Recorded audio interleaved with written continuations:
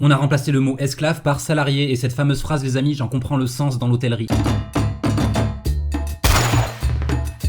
Ah ah, l'esclavagisme en cuisine. Et qu'on soit clair entre nous, je le dis, pas tous les restaurants sont comme ça, mais un gros pourcentage représente ce que je vais raconter. On va se concentrer sur la cuisine dans cette vidéo, et laisse-moi ton avis en commentaire s'il te plaît. Tu viens de trouver un boulot sur le site hôtellerie-restauration.fr et apparemment ça a l'air d'être pas mal. Un CDD de 6 mois, chef de partie, 1600 € net. Bon, alors attends, si t'as pas l'habitude, déjà je te conseille de bien négocier ton salaire, car les heures supplémentaires tu les auras dans le cul, alors tu peux monter à 1800 € net, enfin si t'y arrives. Déjà faut que tu saches que plus de la moitié vont te proposer un 1500 € net, voire beaucoup moins, avec à côté un surplus payé au black. Les pourboires t'en vois pas toujours la couleur, donc n'y pense même pas, surtout si l'employeur essaye de t'aguicher avec. Comme un con et parce que t'as pas trop le choix, t'as signé parce que tu trouves ça correct. Si jamais t'as fait tes études dans la restauration avec par exemple un bac technologique hôtellerie ou un BEP cuisine, on commence le lavage de cerveau ici. Tu vas sûrement être amené à faire des stages de 2 mois voire plus, où tu travailleras autant qu'un salarié pour être payé au lance-pierre. Et quand je dis une misère, c'est encore pire que l'apprenti payé 700 balles par mois. Si tu fais ton stage en pleine saison, alors tu bosseras au minimum 50 heures par semaine.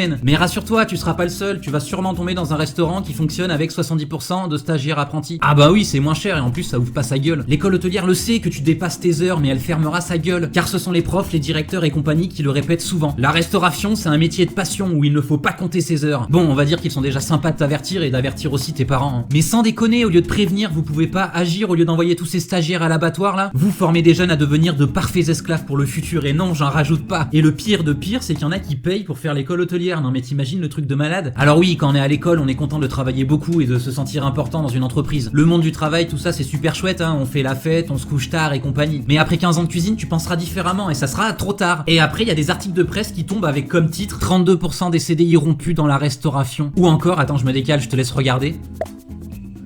Faut pas s'étonner non plus. Alors vas-y, explique-moi comment tu peux bosser gratuitement pour quelqu'un qui peut en plus te parler comme un chien à longueur de journée. La grande passion ou le syndrome de Stockholm. Et arrête s'il te plaît de me dire que la restauration c'est pas un métier pour les fiottes, car ton QI me laisse douter. Tu travailles 70 heures pour en être payé 39. Non mais je dis qu'il y a un souci. Et quand il y a ton pote GG qui est postier se plaint de ses horaires, tu comprends pas. En politique par exemple, on diminue ou on augmente les 35 heures. Ça c'est bien le seul truc qui changera jamais pour toi. Alors oui, fin de service, tu peux en offrir des coups à boire à tes employés, c'est pas ça qui va te ruiner. Après je connais la chanson, on n'a pas les moyens, mais bon, on part quand même en vacances. Ferme-la. Quand t'embauches du personnel, t'en es responsable, sinon t'embauches pas. Les fameux clients qui arrivent à l'heure de fermeture et qu'on ne refuse pas, ça énerve tout le monde, mais tu le sais, ça, tu le sais, mais bon, tu penses plutôt à ton portefeuille qu'à tes employés. En cul. Alors, pour essayer de remédier à ce problème, tu places une petite blague. Oh là là, mais ils font chier de venir aussi tard, ces putains de clients. Attends, mais là, t'es en train de manipuler ton équipe. Au lieu de dire de la merde, mais refuse-les, bordel, refuse-les, les fais pas rentrer pour qu'ils viennent bouffer. La faute du client ou du patron? Ah bah ça, c'est facile à deviner. N'aie pas peur d'ouvrir ta gueule, même si tu es tout seul. On est en 2017, mais tout le monde s'en bat les couilles. Toutes ces niaiseries à la télé qui parlent de la cuisine comme si c'était un monde magique. Etchebest qui fait semblant d'être méchant pour animer l'arène. On les voit, nous, les nouveaux arrivants qui tiennent même pas une semaine avant de démissionner, encore des victimes de la télé. Les nombreux restaurants en sous-effectif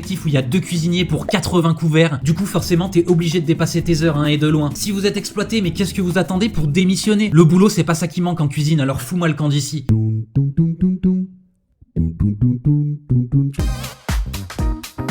Bon, bien évidemment, je peux pas tout dire, sinon je vais finir cette nuit. Donc une deuxième vidéo sur le sujet est prévue, elle sortira cette année. En attendant, portez-vous bien. Pour les rageux, pareil, ciao. Si tu aimes, lâche un gros pouce. Et abonne-toi.